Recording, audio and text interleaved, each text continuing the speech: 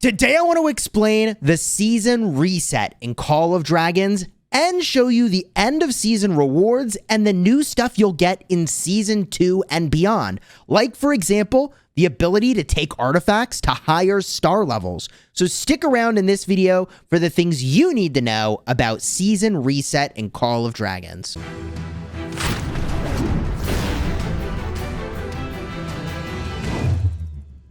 Hello my friends and welcome back. I'm Chisgule Gaming, and far and away the single most asked question about Call of Dragons in my live streams is what the heck happens, Chisgule, at the end of a season. So in this video, I not only want to explain season reset, but I want to show you the rewards and I want to show you some of the things that will change in your next season in Call of Dragons.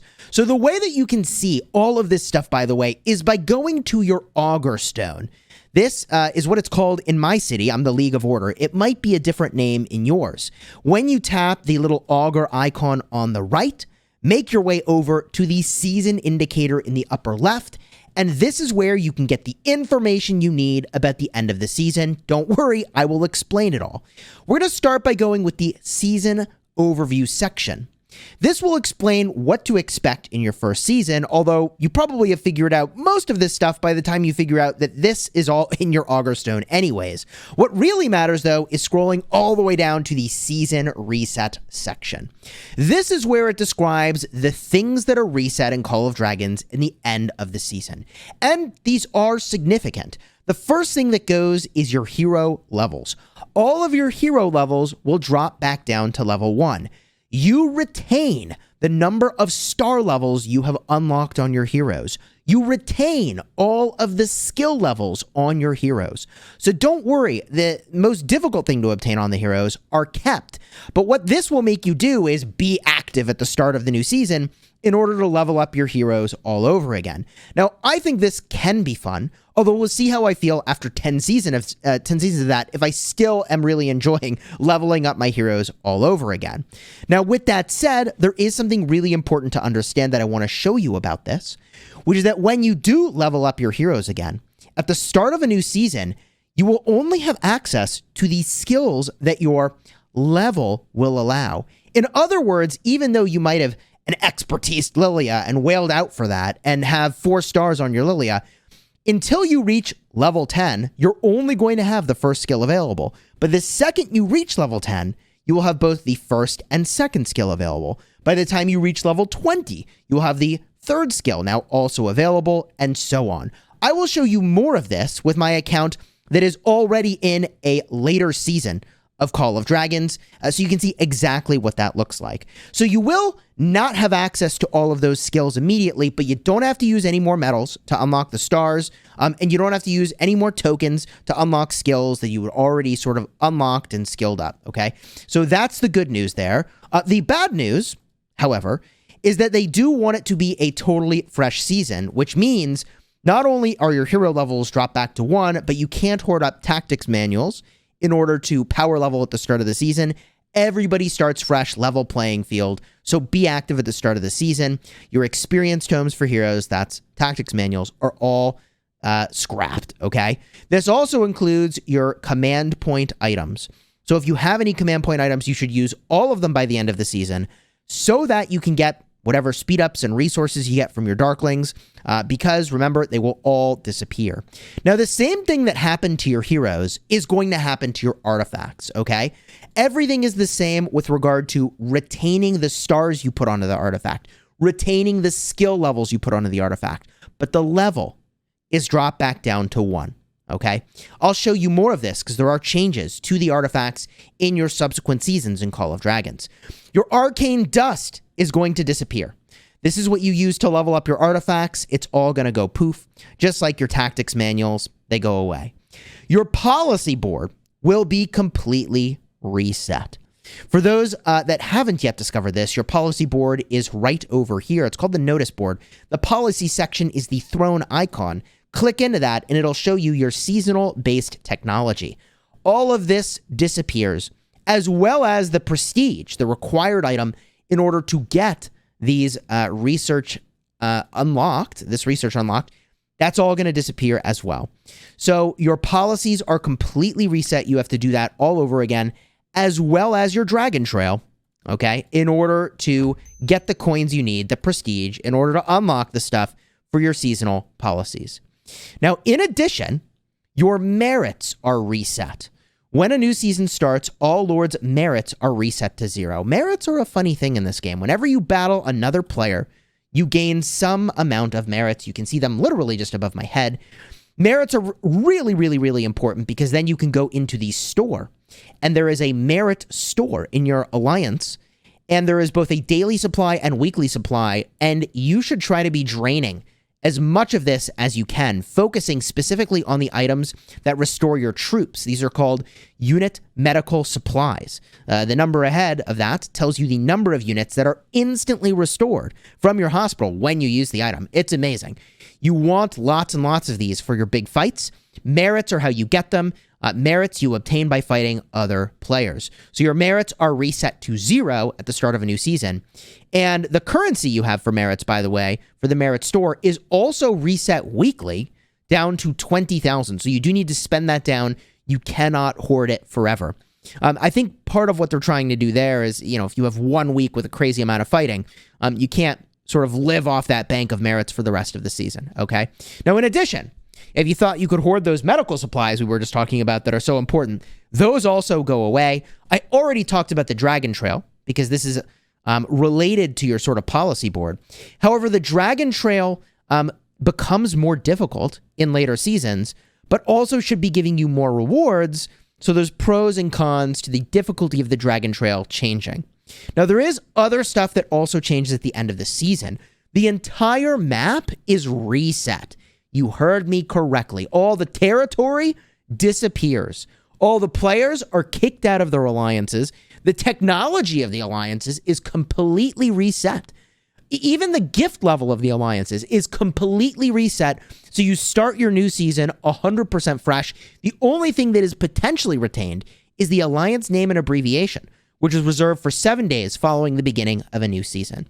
Your alliance leader will have to reclaim that alliance name and abbreviation moving into the new season. And that is the season reset explained. I have seen this be very, very, very fun in other games I've played. I covered the game Lord of the Rings Rise to War on my second channel, and season resets were really, really cool. By the way, if you are getting value from this video so far, do me a huge favor, throw a like on here and consider subscribing to the channel. I've made over 2,000 videos about the predecessor of this game, and I played the beta for the last 6 months, so I'm pretty qualified to teach you about Call of Dragons. So thank you for honoring my commitment to getting you the best knowledge possible by throwing a like on the video and subscribing. Let's go now to the season rewards. This you can see for yourself, by the way, in case I went too fast. You just click season rewards on the right-hand side of the screen. These rewards are determined in part from the number of flame dragons and magma demons that your alliance holds at the end of the season. Now, this is really important, by the way, because when you click the rewards button, it'll take you to the next tab. And depending on whether you are a member of the alliance, an officer of the alliance, or a leader of the alliance, you will get slightly different rewards. Now, if you own the Flame Dragon layer and 1 to 2 Magma Demon layers, you will get the Anointed Artifact Compendium. I'm going to talk about what that means. It's not just free loot.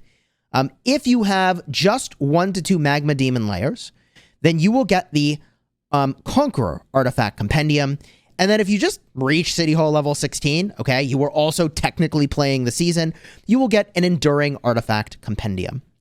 Okay, now based off of what you've done in the season, you will get some amount of currency that you can then spend depending on what level of compendium you got. If you had the Anointed Compendium, you get the loot table you see up top. If you got the Conqueror Compendium, you get the middle loot table. The Enduring Compendium gives you the bottom loot table. But that is not all. That is just this one currency that you also get to spend. You can buy one item from this limited section. Okay, so for example, you may say, oh man, I really want these legendary hero tokens. I'm all in, baby. You spend your 600 currency, you get 10 legendary hero tokens, but you can only pick one of these things from this section. In addition, this store which will show up at the start of the new season, by the way, is going to also have some common items which you can get. And these common items are actually not bad. I mean, you could start the season and get a bunch of CP if you wanted, or you could go and get prestige, okay, work on your seasonal tech. Mana is really, really good. But most importantly, there is one legendary Ascension emblem. This is what you're going to use to star up the legendary artifacts. And I'm going to talk more about that because there are new star levels coming to your artifacts, as I showed you at the start of the video. We will get there. We're not yet done with the rewards because the compendiums I was talking about earlier also have a gem-based drawing that you can do. That's right. You can spend gems to take drawings from these compendiums.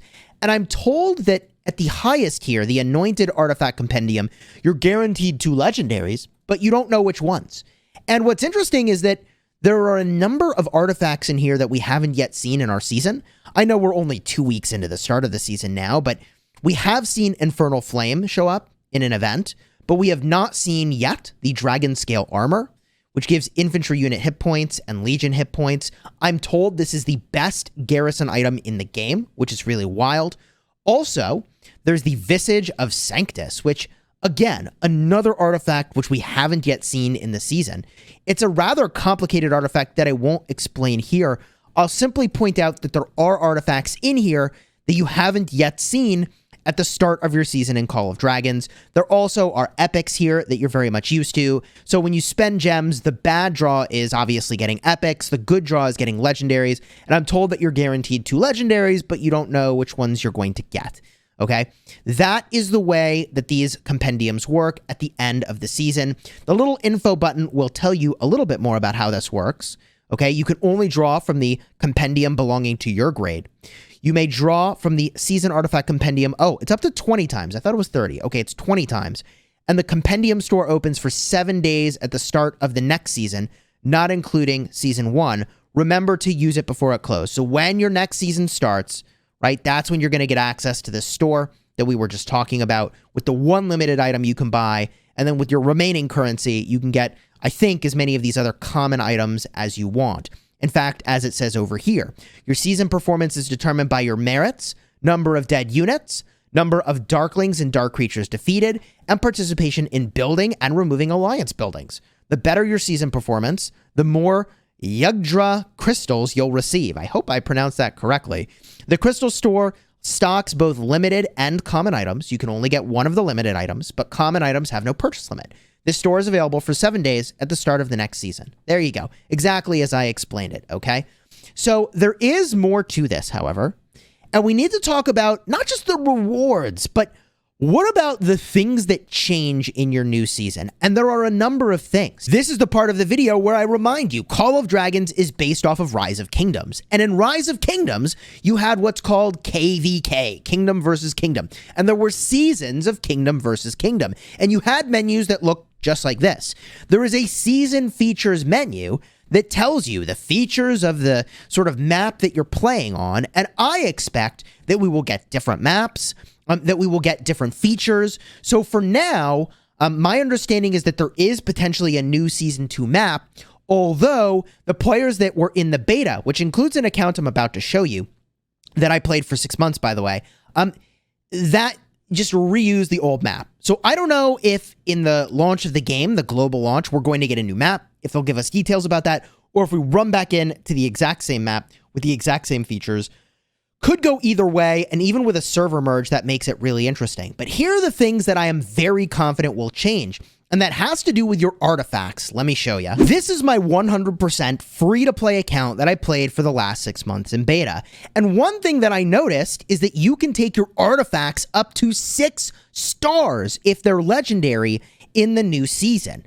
What that will do at 5 stars is reduce your damage taken by an upwards of 5%, and increase your damage dealt by an upwards of 5%. This is at the max level of attributes for the artifact, which is really, really crazy, all right? The base level of attributes is a 2% damage taken reduction and a 2% damage dealt boost. And if I hit the question mark over here, okay, you can see that the amount of damage taken reduction and the damage dealt increase is actually based on the skill level of the artifact. So for me, because the artifact has 2 skills on it, that's why for me it was set to 2% of the damage taken reduction and the damage dealt boost, okay? But you'll notice that I haven't actually obtained these star levels yet, so I don't have the benefits of all those things. And what I am told, by the way, and you can actually see this in the stats on the artifact, you will need to level up the artifact all over again to get the benefit of the star levels you had already even obtained. That you don't have to put more items in to unlock the star level again, but you do need to level up to that minimum level again, okay? So increasing the star level on an artifact requires you to use fodder. And that fodder is other emblems from artifact skills that you either aren't using or are holding on to for whatever reason, right? And so you don't need to use those all over again, but you do need to get to the minimum level. So whatever star levels you obtained previously in the prior season are not lost, but you need to level up again to gain access to them, which means these artifacts are going to need to get leveled up a whole hell of a lot in the new season to actually get the full benefit of the stuff that you see here. That also means that the star level on these artifacts matters a lot. Now, it's not just the legendary artifacts that get a star level facelift. It's also the epic artifacts that get this benefit as well. So for example, the magic bomb and every single epic artifact gets the benefit of damage taken reduction, which is really good. Take your artifact to 5 stars, hit the minimum level, and boom, you get a 5% damage taken reduction.